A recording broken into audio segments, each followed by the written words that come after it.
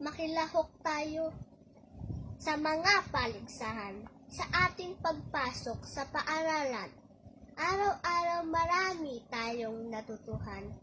Maglaro, umawit, tumula at sumayaw.